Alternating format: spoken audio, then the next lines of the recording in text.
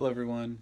This is Professor Gardner. I just wanted to send you a quick message about the mini essay and pretty much, I guess at this point it will be really revising the rough draft. Some things that I'd encourage you all to focus on based on those mini essays. So you turned in the mini essays, and if you followed the directions that I requested regarding paragraph structure, you got the full 10 points. I've been providing comments, letting some of you know things that I've been observing, and I also provided a second hypothetical grade. So, trust the points that you received in the grade book. That's what you actually earned for it. The hypothetical grade is how I would evaluate it had it not been like a freebie kind of assignment. So the things that I noticed outside of paragraph structure, which was the priority for that mini essay, was, are you providing a debatable and significant claim? And are you providing two support sandwiches?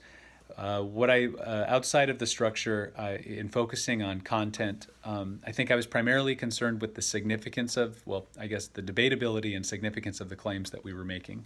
And then, yeah, I think that would be the priority. How that's going to come through in this paper and in the rough draft is setting up the problem to your paper. That was something that I introduced a couple of weeks ago, and I really want to emphasize this week in that student example that I posted over the weekend. You know, we motivate our research by identifying limits to previous understandings or gaps in knowledge, possibly alternatives to previous understandings. So what I would like you to do is to kind of consider, well, how have people viewed whatever your topic is previously? That would be the context. You know, what do they say? You can build context in your paper by scanning the discussion boards. How do your classmates tend to view Othello and his expression of jealousy, right? Get a sense of that, and then you maybe observe a shift, something that's a little bit different than that, something that not everyone else is seeing. This is where you're beginning to set up the problem. You then propose a question, right, that investigates like this. You propose a question that tries to reconcile this inconsistency. And you follow that up with explaining the significance of investigating that problem. Why would it matter to examine this issue?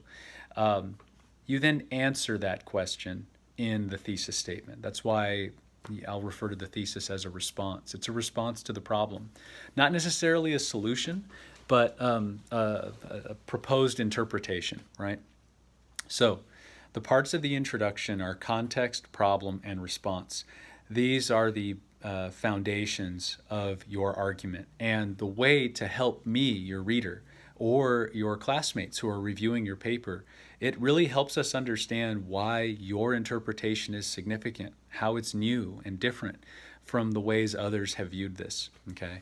Now, I don't want you to feel like you have to do this exhaustive literature review, which is what we call in academic speech for kind of looking at what everyone has said, especially with something like Shakespeare, a field like Shakespeare studies. There's way too much to cover.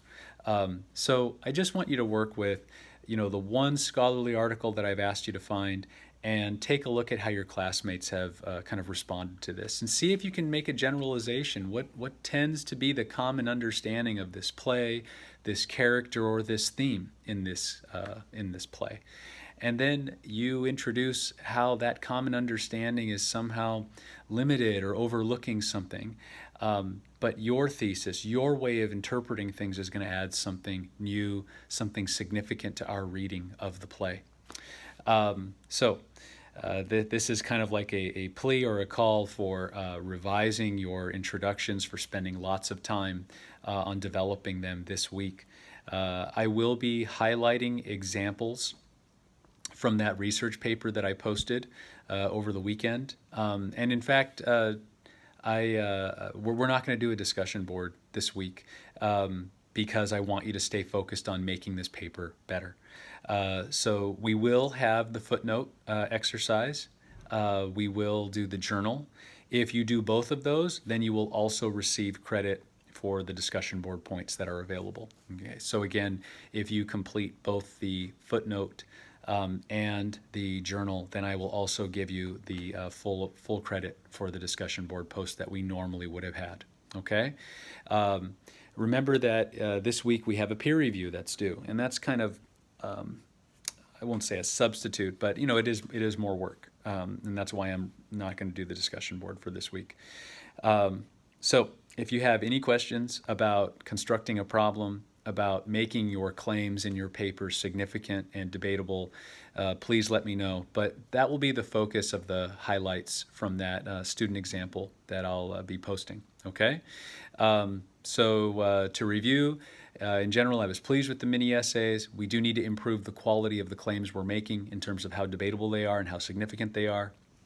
As you are revising your rough drafts, you can do that by improving the quality of the introduction, the problem to this research paper, and why your claim matters. And there will be no discussion board this week, so that way you can focus on doing the peer review and making your paper better. Again, if you have any questions, please let me know. Otherwise, have a good week.